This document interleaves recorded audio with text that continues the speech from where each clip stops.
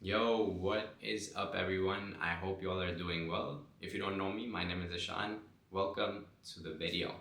Today, I want to talk about rejections because I recently got rejected from a fellowship application that I applied to, and I found out maybe like 2 days or 3 days ago. I can't remember, but it was pretty recent. I think it was like Thursday or Friday that I found out.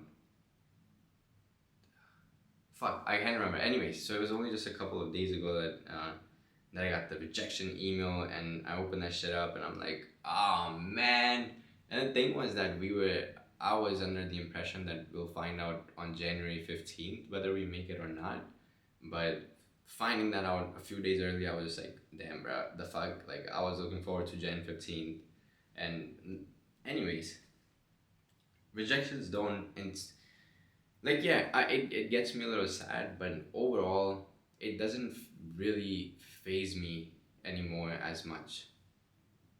Rejections just don't have that same effect on me that they once used to, and that's simply because of all the mindset switches and growth that I've experienced and built over the past few years. Really, one of the mindset switches to talk about is accepting that rejections, failures, obstacles, challenges, bro, like these are things that are meant, like genuinely meant to be a part of your journey. Like, it's not separate from the good stuff. It's not separate from all the wins, all the accomplishments. In fact, like, it's embedded in them. In order to get to the wins, in order to get to the accomplishments, you have to go through the rejections, some pain, hurt, some suffering.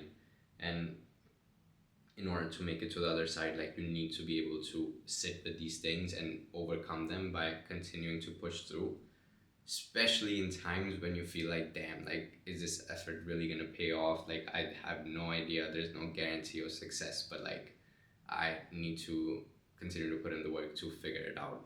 And not everyone is comfortable being able to live and thrive in these kinds of situations, but it's a skill that if you develop it, it's a game changer. It's entirely a game changer because no matter what kind of work, industry, academia, wherever you step into, you're going to be able to literally, I don't want to say coast, but you'll be able to work through anything that's thrown at you, and it's going to make you a very valuable asset to any team that you're going to be a part of. But that was just one of the things. And y'all know, I don't. I like this is what I wrote down to talk about in the video. Like, these are like five talking points that I wanted to make sure that I hit.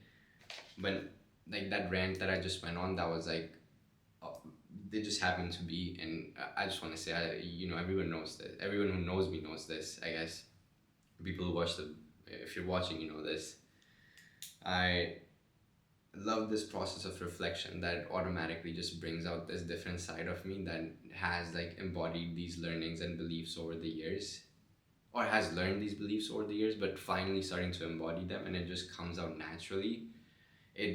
I just feel so proud, man. I just feel so proud, and it makes me feel genuinely very content and satisfied with where I am in my journey, where I genuinely feel comfortable being able to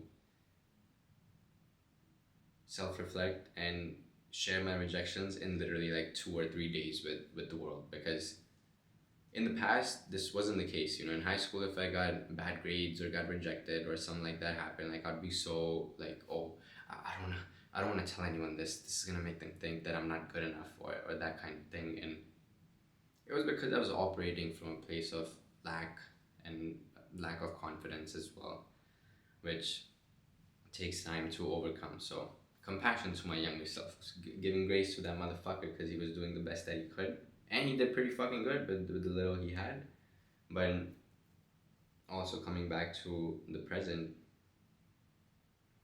if I didn't go through that time period and went through those rejections and seeing that different side of not self-reflecting, not accepting them, it's just the two sides are very different now that I'm here and able to self-reflect on these things right away.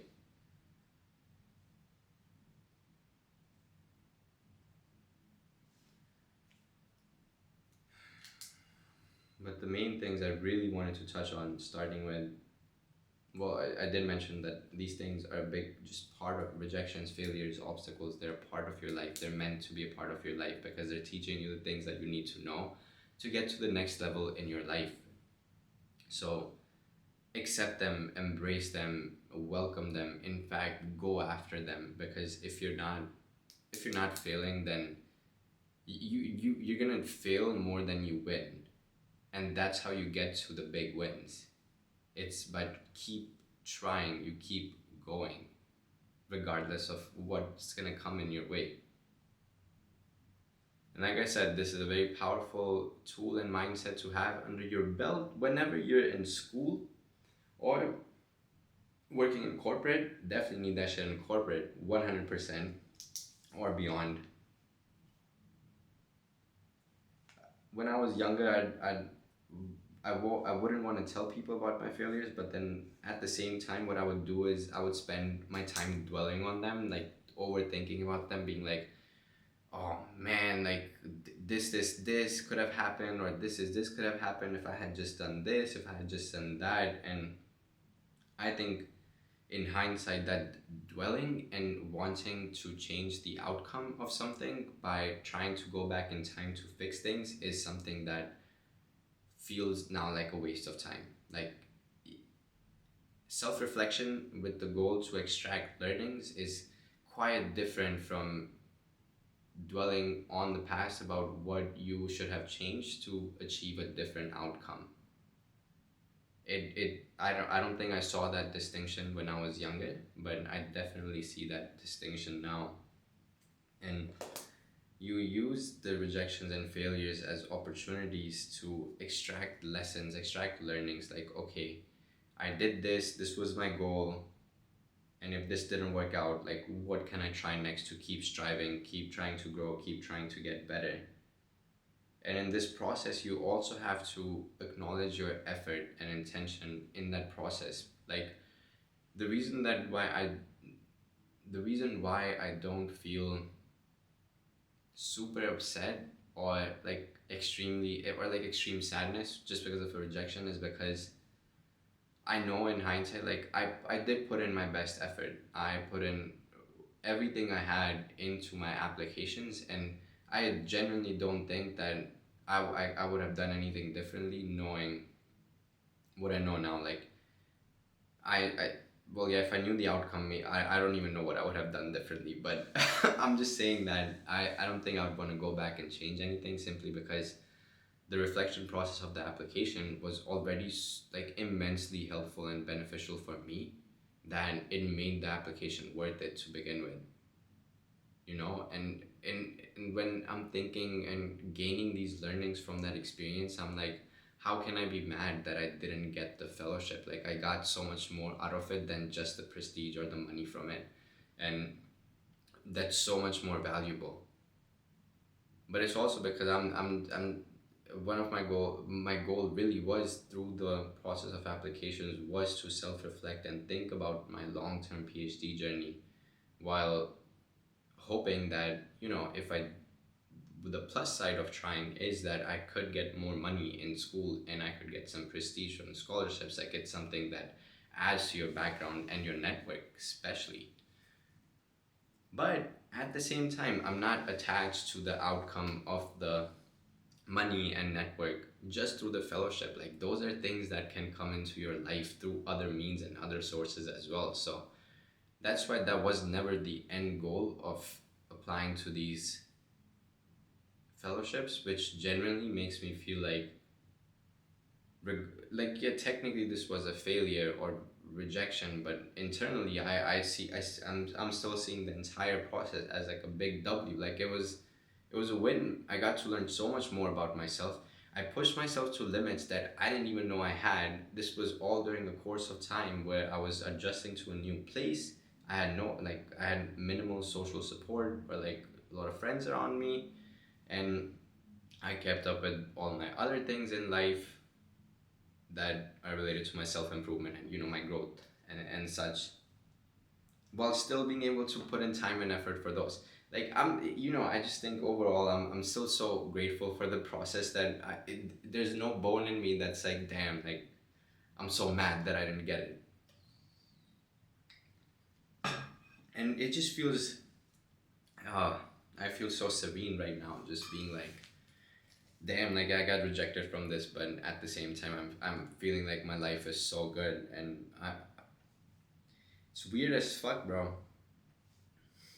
But something else I want to share is my stories from undergrad, because that's where some of these mindset switches started to take shape. Let me take you back to 2018, which is the first year of my undergrad. I was a freshman and I was applying to summer research programs in biomedical field because I was a pre-med student. I was thinking about going to med school after undergrad, and I knew that you had to get research experience to have like a competitive application for med schools. So I was applying for different research programs, REUs, SERFs, SERPs at different institutions, and I got rejected in 2018, 2019, well, 2018 going into 2019, so I got rejected then, and then 2019 going to 2020, the pandemic hit, but I also got rejected from some of them, and then 2020 going into 2021, same thing happened. So, first of all, like, before this, before this, in high school, almost every time I applied to something and interviewed for it, I ended up receiving it. And then college was like one of the first times where I actually started facing like some several or numerous rejections. And it felt weird because it wasn't something that I had been so used to or exposed to, which made me feel like shit because I was also measuring my success through the outcome of a certain application versus what I was actually getting out of the entire process, right? And getting those rejections, like it stings. It stings because also your friends who are in similar field or trying to do similar things are getting these internship opportunities that like look amazing on paper and give you great experience. So you're also feeling that kind of jealousy, or I was at that time, and alongside that, it's just something when you're not exposed to it in the past, it's just hard to deal with at first. But that's when I started to think of these rejections as redirections, which was something my sister helped instill in me. This is something I saw her embody as an example. Every time she got rejected from something, she just didn't stop. She kept going, and I tried to emulate that to an extent where after I got rejected from research programs, I was like, okay, if my goal is to get experience and skills to be a competitive applicant, and this is not something that's going to work out this summer, what else can I do so I'm putting myself in a strong position for the future? And the first summer that I got rejected, I ended up creating an organization that tried to help students like me and tried to connect them to relevant internship opportunities that truly match their interest and their background. The following year, I ended up devising an independent project with one of my professors and someone from NASA. The following year, I ended up devising another independent project with Dragonfly leadership folks, and or one of the deputy principal investigator of the Dragonfly mission, and one of my professors, and a postdoc at NASA as well. So, like these experiences, like these rejections, or those rejections at the time, were such. At first, were heartbreaking, but I just kept seeing them as opportunities to keep working hard, but also see it as a creative tool to get the same kind of experience, but in a different way. And being able to continually trying to figure that out was just such a fun process. But also, like I said in the very beginning, you have to treat these things as a part of your life. That's the only way for you to really embrace these things as something that's meant to be a part of your journey, because it's going to help instill the right mindsets. It's going to help you reconnect with your true self, your inner self. And if I had gotten those research programs in the past, I would not have done the research that I did that got me to the point where I am now. And same thing with these fellowship applications. Like, I know for a fact that I did not get these applications because there was probably in some future or in some way that it was not gonna fit well or align well with my journey, which genuinely makes me believe that I'm still on the right path, and there's still something that's better and that's waiting for me, and I'm like actually being gravitated more towards it by getting this kind of rejection. Like, this is me trying to steer into one place in life, and life is like, yeah, you think you want this, but trust me, you kind of want to swerve a little bit here, so you can get to a better point. And I just wholeheartedly trust that, and I trust that it wasn't meant for me, and I'm just gonna keep putting in the work. And really, that's how you deal with rejections and failures. You use them as an opportunity to learn the lessons and learn the right, or excuse me, oh, excuse me. I had some food before this because I gotta go work out, but uh, had some pre-workout snacks. Wrapping up the video here, I think the main things to really focus on when you're working through rejections or failures is to extract the learnings. Don't waste time on dwelling about what you could have done to change the outcome.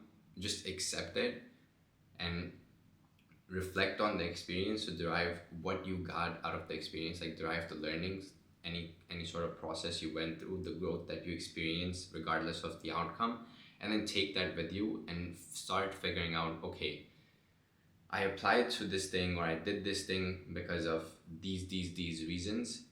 So how can I continue to work on these things in a different way, in a more creative way, step outside the box, and then go out there and do it, make it happen. Anyways, we're, damn dude, 17 minutes into the video. If you've stuck this far, I just want to say thank you so much for tuning in, and yeah, I'll catch you all in the next video.